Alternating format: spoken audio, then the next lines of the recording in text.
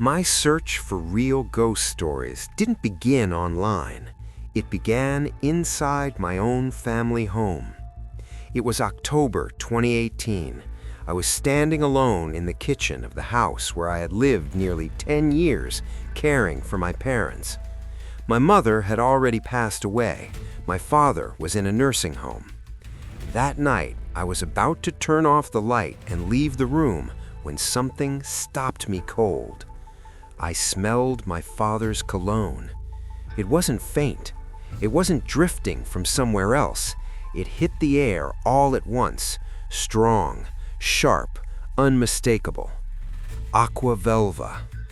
Anyone who knows that scent knows it doesn't whisper, it announces itself. Harsh, old school, exactly what my father liked. I stood there, confused, trying to rationalize it. Maybe my imagination, maybe a memory triggered by grief.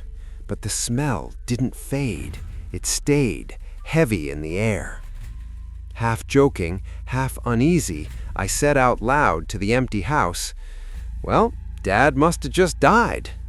I laughed at myself immediately. I'd always mocked superstition. People who believed in signs and spirits were supposed to be irrational, right? I went upstairs, sat at my desk, and tried to work. Then the phone rang. It was the nursing home. They said only 3 words, "Come right away." The first ghost I ever saw. That wasn't my first real ghost story in this house, not even close. My earliest memories of fear live here, long before I could explain them.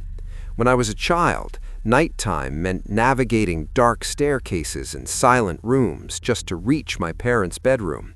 Every step felt like a journey through enemy territory. The first encounter happened before I was 5 years old. It wasn't a sound. It wasn't a shadow. It wasn't a smell.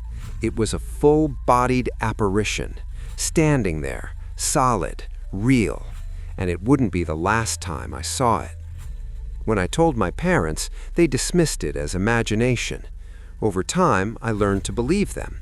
I learned to believe that believing in ghosts meant something was wrong with you. I carried that belief into adulthood. Then, in my 30s, I mentioned it to my mother. She laughed, not because it was silly, but because she'd seen it too. So had her mother. My father never spoke about what he saw, but he was afraid of the house, deeply afraid. For over 30 years, I lived elsewhere. I thought whatever was here had finally settled, found peace. I was wrong.